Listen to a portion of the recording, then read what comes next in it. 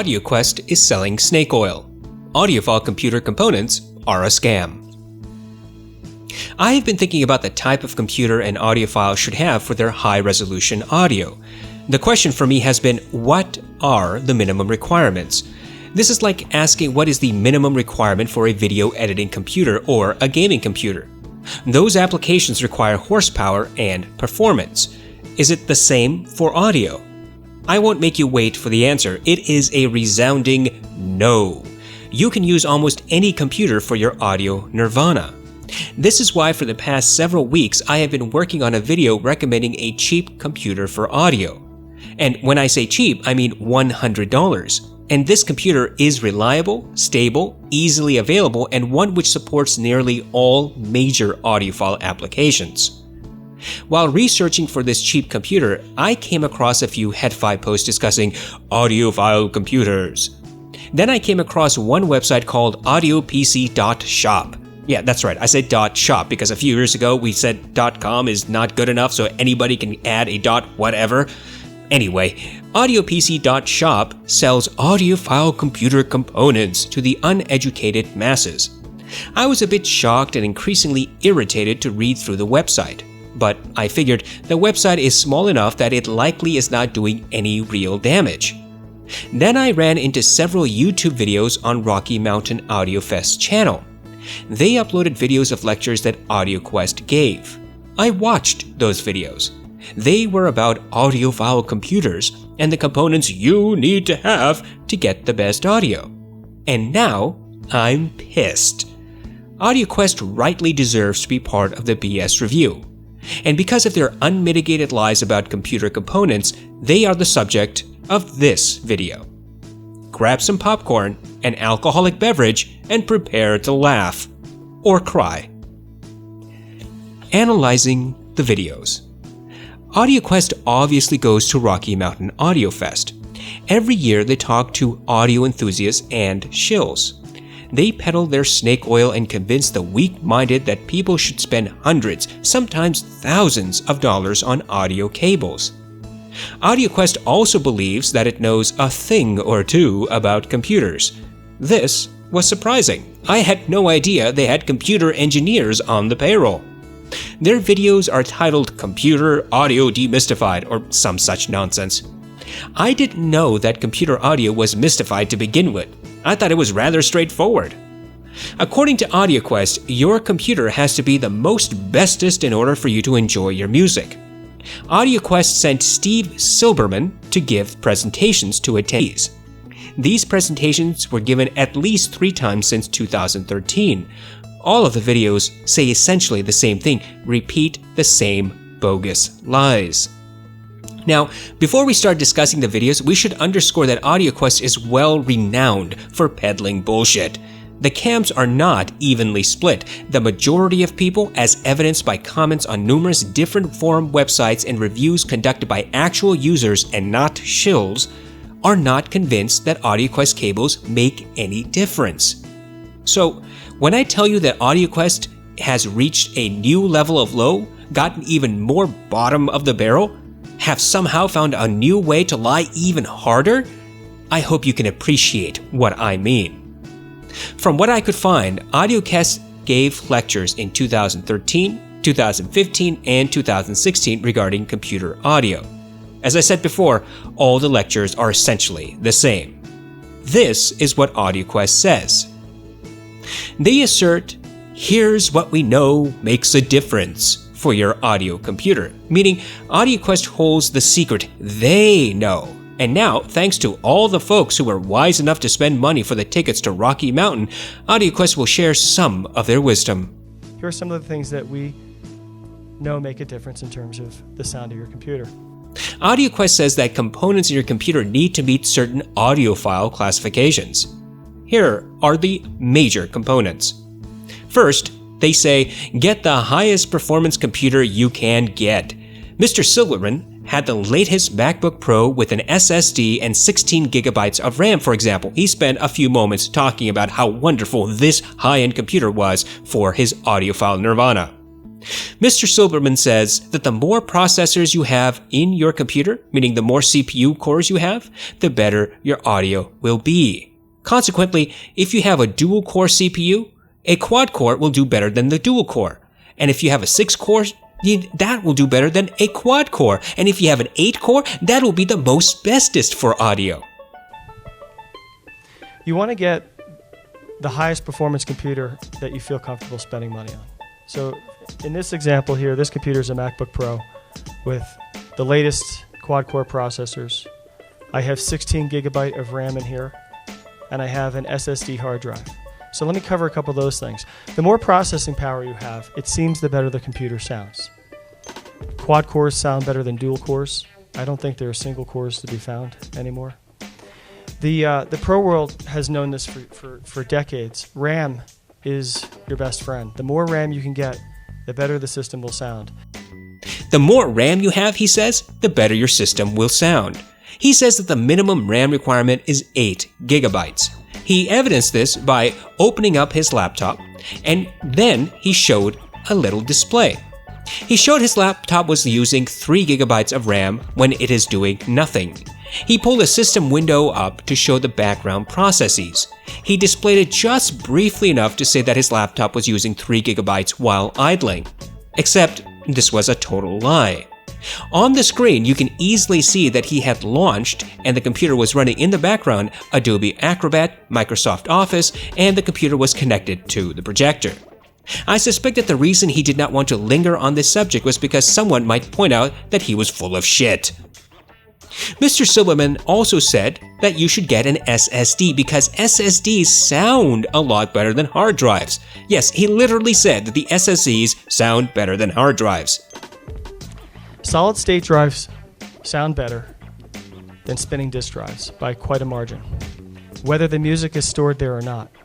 He says that the minimum SSD size you should have in your laptop, because desktops don't count, is 256 gigabytes. Oh, and he also warns, do not put any music on your computer. You want an external drive for your music. The other thing I mentioned was a hard drive in my computer. There's a solid-state hard drive in the computer, but the key here is I'm not storing any of my music in the computer. All of my music is going to be external. He also said that laptops are better than desktops because laptops are held, quote, to a higher standard by the FCC, and because laptops are much quieter. If you want, a laptop will actually sound a little bit better than something like a Mac Mini or a desktop because these are held to a higher standard by the FCC for radiation. These are much quieter, laptops in general. Whether it's a Windows PC or it's a Mac, laptops tend to sound better. This is at minimum a complete misunderstanding of what the FCC does, and at maximum a total lie. The FCC does not regulate desktops or laptops, they regulate components. Here is an actual quote from the FCC website. Almost all electrical products are capable of emitting radio frequency energy. Most, but not all, of these products must be tested to demonstrate compliance to FCC rules for each type of electrical function that is contained in the product. End quote. The FCC has minimum guidelines that all devices must meet, depending on the type of device and the type of electromagnetic interference that the device emits. There is no differentiation between desktop computers and laptops. Components are tested individually, and the total package is tested to determine if it meets the minimum guidelines. Guidelines differ from application to application. For example, electronics used in the medical field, in a hospital, or by doctors have more strict standards than the smartwatch on your hand. Mr. Silverman did not provide any evidence for his claims. He did not provide the FCC regulations stating that laptops are more strictly regulated than desktops. He did not provide studies or experiments demonstrating that the RAM and number of cores in a CPU make a difference in sound quality. Of course, when he prefaced his lecture on "This is what we know," he means this is what they pretend to know.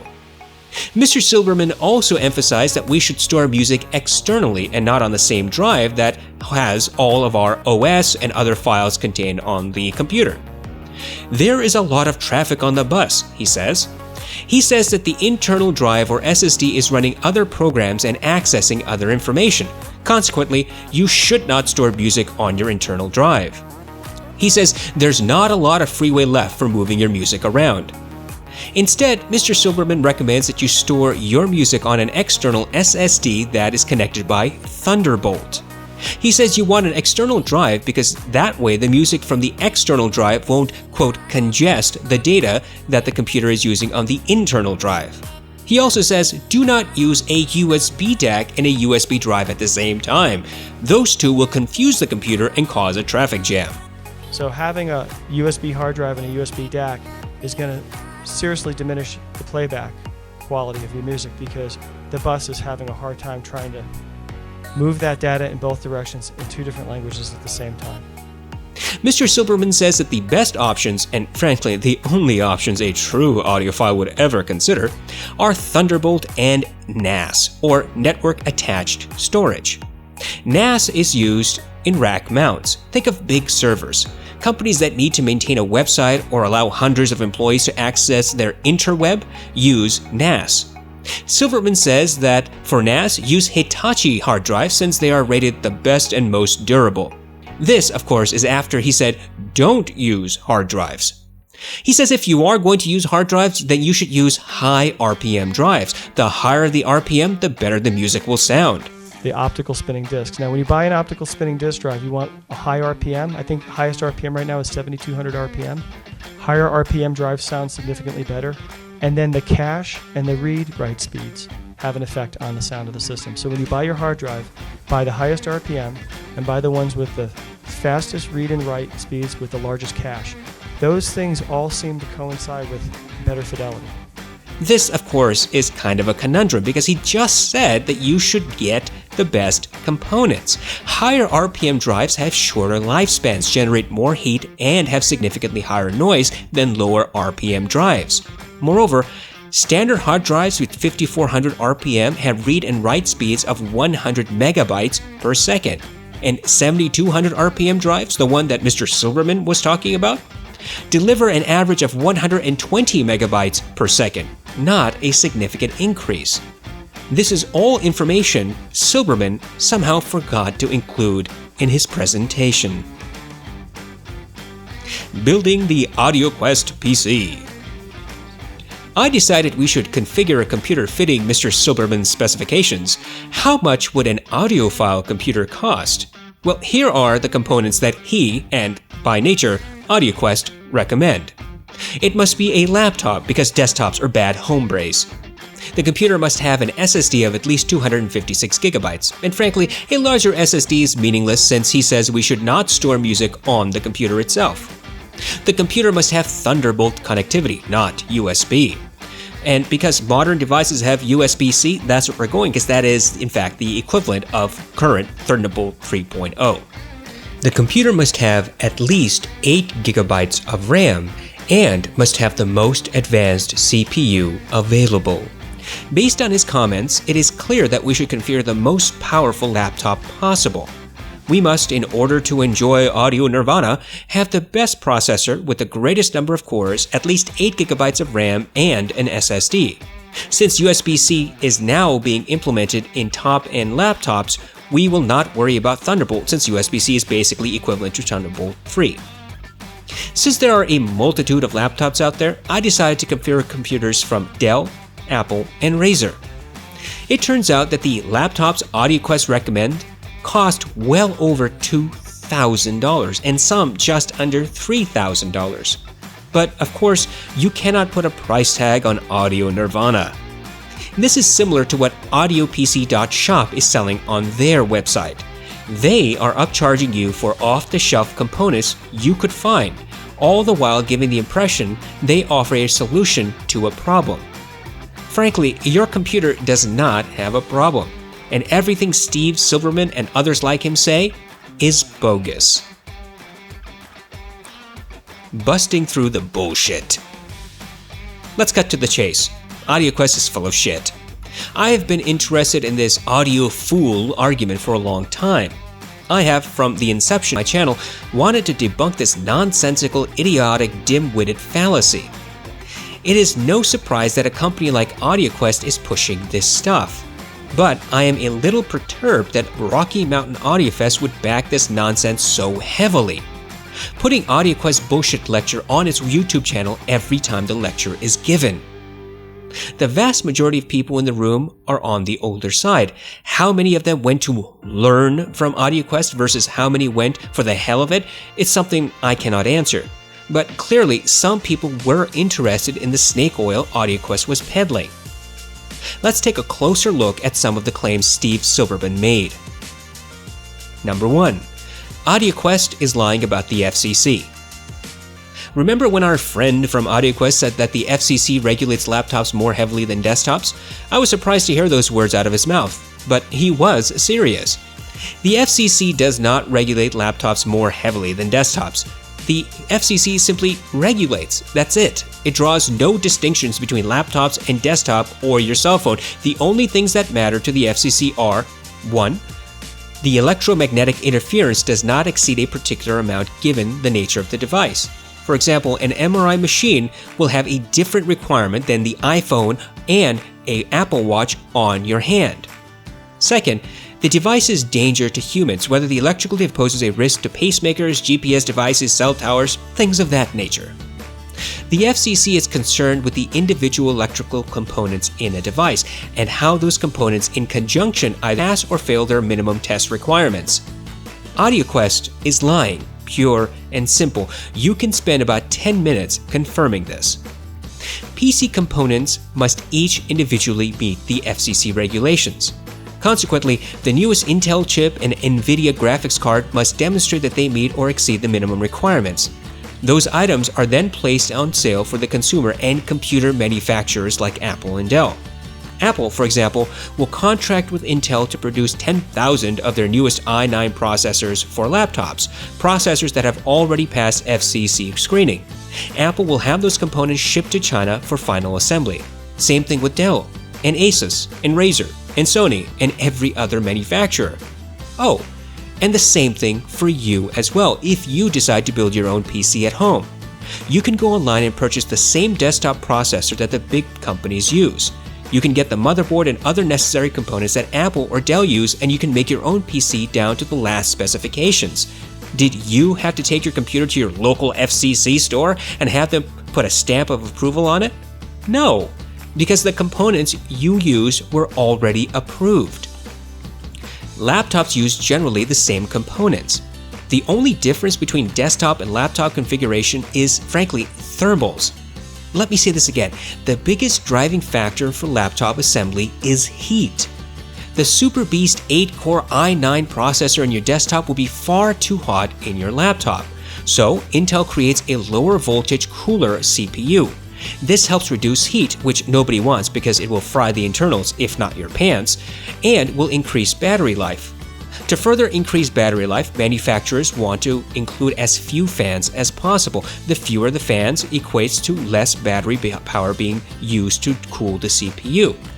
Hard drives are also notoriously hot and require considerably more power to operate than SSDs. So, manufacturers trade the cheaper hard drives for the more expensive SSD. All of this together will reduce the overall size of your laptop, making it slimmer. That's it. There's no magic behind it. The FCC doesn't have an anti-desktop bent. They could not care less. Number 2. SSDs do not sound better. What type of idiots do Audioquest take us for? SSDs sound better than hard drives? I will agree to this. Hard drives are noisy by nature because the disk has to spin at a very high rate of speed, and that causes vibration, which then causes noise and heat. But both SSDs and hard drives use the same fucking language, zeros and ones. The song on your hard drive is not suddenly more pleasurable because it was moved to an SSD. The 0 and 1 combinations stay the same. This claim is so dumb, I cannot think of any other thing to say about it. It is stupid. It is so very, very stupid. Number 3. There is no fucking traffic jam. Audioquest wants you to think that if you put music on your internal hard drive or SSD, it will cause a traffic jam. Your drive and computer won't be able to handle the extra 100 megabyte FLAC file you want to play on top of the Word document you've got open. Mr. Silberman is either confused, lying through his teeth, or a total idiot. I simply cannot tell which is true. As I stated earlier, even a standard 5400 RPM hard drive reads and writes up to 100 megabytes per second. That is the amount of data that the drive can access per second. 100 megabytes per second. I want to make sure that everyone understands this. Now, at first glance, you might say that your 100 megabyte FLAC file needs more headroom. If the drive can read up to 100 megabytes per second, then surely a faster drive would give you more headroom to read your 100 megabyte FLAC file. But that's a total misunderstanding of how computers work. There are several online calculators to help determine the bandwidth and data rate of music files. I compared several and chose the one published by toolstud.io. I use this one because it is the easiest to use and provides all the relevant information. Let us assume that you have a 96 kHz 24-bit audio file that is 5 minutes long. That means for 2-channel uncompressed audio, your hard drive would be required to access 2.3 megabits per second, or 288 kilobits per second. Did you hear that? 2.3 megabits, not megabytes. But even if it was 2.3 megabytes per second, it would not matter, because your hard drive can access 100 megabytes per second. If you increase the sample rate to 192 kHz, then the 2-channel uncompressed audio would require 9.22 megabits per second, or 1.15 megabytes per second. You could argue that all of the other stuff that you're doing on your computer will cause the bottleneck. Well, sure, that depends on your CPU and RAM, that is true, but playing music files is not the issue. It's likely your 15 browser pages that are open, along with the weird headphone porn that you downloaded from the dark web, your word processor, Adobe Acrobat, and video editing that is the root of the cause of your problems for this so-called bottleneck. If you really want to help your hard drive read 2.3 megabits per second, try opening only 14 Chrome tabs instead of 15. That would help just fine.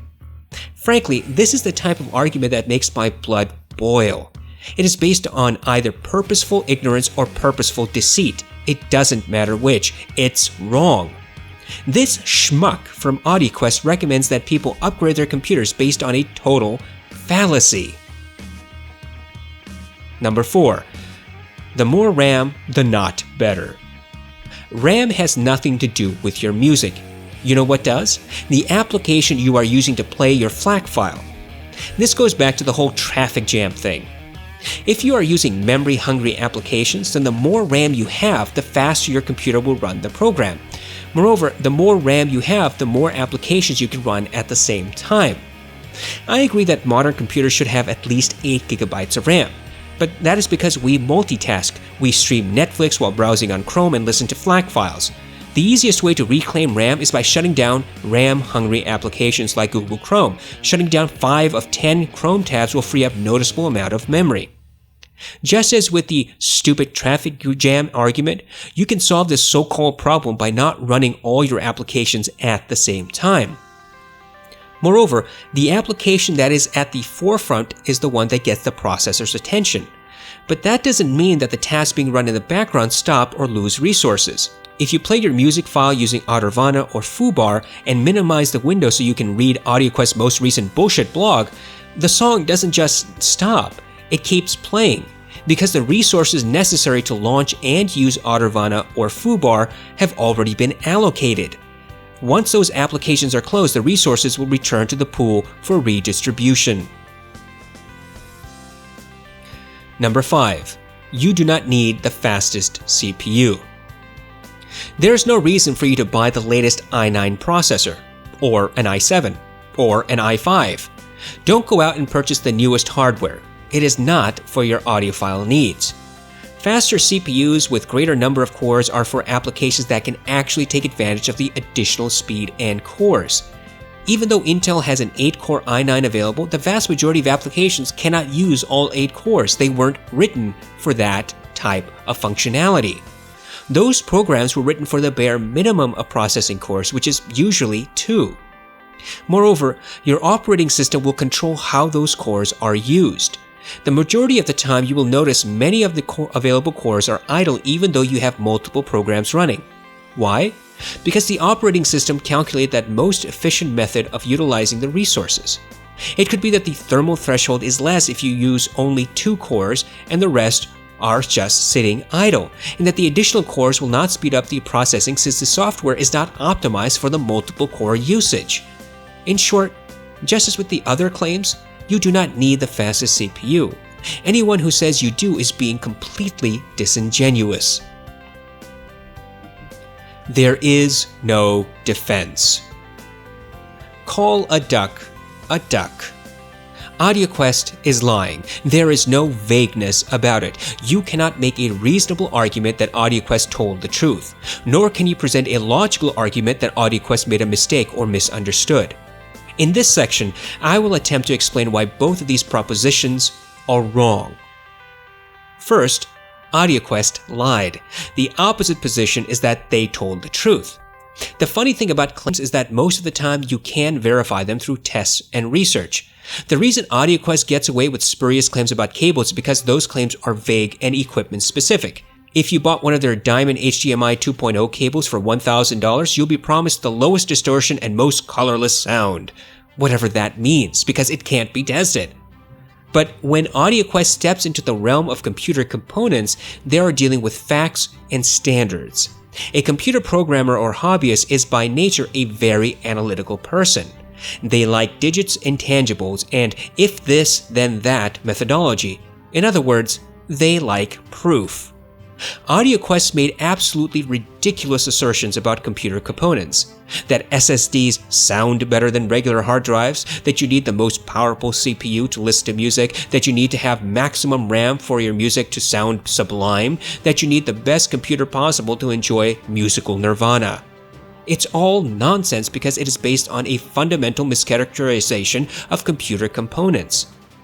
A file stored on an SSD sounds exactly the same as it would on a spinny hard drive. That is because both components read ones and zeros. The computer doesn't care that the combinations of zeros and ones are stored on an SSD. Foobar and Nirvana don't care. Your USB ports don't care. Your DAC doesn't care. I suspect what Audioquest is using to launch their rocket of stupidity is the irreproachable fact that spinny hard drives make noise. That is a fact. A hard drive makes noise. An SSD is silent. A hard drive has moving components that cause heat. An SSD is substantially less heat generated. So, in Audioquest's tiny mind, since hard drives are spinny and make noise, then clearly the music stored on those drives is going to be noisy. Hey, remember when you picked up your parents in the airport? When they stepped off the plane and hugged you, didn't they sound like the jet engines that were part of the plane in which they used to get to you? No, I'm sorry. That was an uncomparison. It was less ridiculous than what Audioquest said. And you know why? Because in the airport example, the people were actually physically sitting on a plane. They physically had contact with the plane. They physically felt vibrations of the plane. And yet, after they got off the plane, they didn't continue to vibrate like a Boeing 737. Music, movies, porn do not physically live on a hard drive or SSD. They are digital bits. They have abstract zeros and ones until viewed on a screen. Those digits don't vibrate. You cannot decrease the musicalities of zeros and ones. Either the combination of numbers makes a music file or it doesn't. I could go on about each of Audioquest's claims about computer components, but it would be a total waste. I would spend more time debunking those claims than the amount of time they spend creating that presentation. The second argument is that Audioquest made a mistake. I disagree. It's not a mistake when they present the same lecture year after year. Every year, Rocky Mountain Audio Fest uploads one of Audioquest's lying videos. And every year, there are overwhelming number of negative comments pointing out that Audioquest is lying about computer components. If you were operating an honest company, you would likely want to see all the feedback, not just the positive, but also the negative. You want to know if the negative comments have justified concerns, issues that actually should be addressed. You take that feedback and try to implement changes where necessary. But if you are a lying snake of a company chairman, you do not care. You do not want to read comments. Instead, you want to surround yourself with yes men and other charlatans because you all think alike. Well, here we are. Audioquest did not make a mistake. They have repeatedly made the same claims. I can understand a slip of the tongue, accidentally confusing RAM with hard drive storage, but Audioquest claims go well beyond that. You make a mistake once, but when you keep repeating the mistake, it's not a mistake. It's a purposeful choice. Why lie? That is a good question. Why lie? I understand Audioquest's desire to sell snake oil that they make. They have a vested financial interest to convince you to buy one of their overpriced cables. I understand why they make unverified and outright false claims about their products. But why lie about computers? Why tell people that SSDs sound better than hard drives? Why make these presentations at Rocky Mountain? I searched on Google whether Audioquest has some partnerships with computer component manufacturers. Every time Audioquest mentioned a manufacturer in their lecture, I searched on Google for some relation, and I couldn't find one. Audioquest does not sell computer components. They don't make computer components. Audioquest is by no means a computer electronics manufacturer. So why lie about it? The answer is really quite simple. It does not need too much analysis.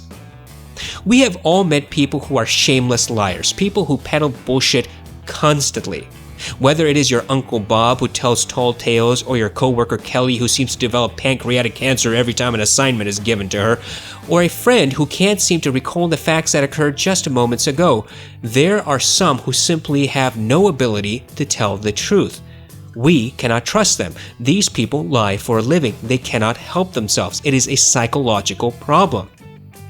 It is similar with Audioquest. They have a psychological problem. They are so used to lying about their other equipment, by the way, lying and getting away with it, that they feel empowered to keep lying. A prolific liar will tell falsehoods about everything. A prolific liar has no mental stop sign. He doesn't think to himself, I'll lie about this, but not about that. He will lie about everything because he can't help it. But let us assume you're not convinced of this simple explanation. You want more. Fine, I have a little bit more. Audioquest makes its money by convincing people to buy overpriced shit. The vast majority of people won't buy one of their ridiculous products, either because we do not have the money or we see right through the spurious claims. But those who will buy the snake oil need to remain in the fold. Audioquest needs to convince those people that the reason the $500 USB cable is seemingly not working is because your hard drive is making the song less musical. What? Says Audioquest. You bought our $300 coffee USB cable and it didn't change the sound? Oh, it was your hard drive and RAM and CPU and USB port. And you were using a desktop and not a laptop, which is more heavily regulated by the FCC. Change all of that and the cable should work just fine. When selling snake oil, the salesman needs to pretend he understands chemistry, because the salesman will have to use technical language to make gullible people think he knows shit.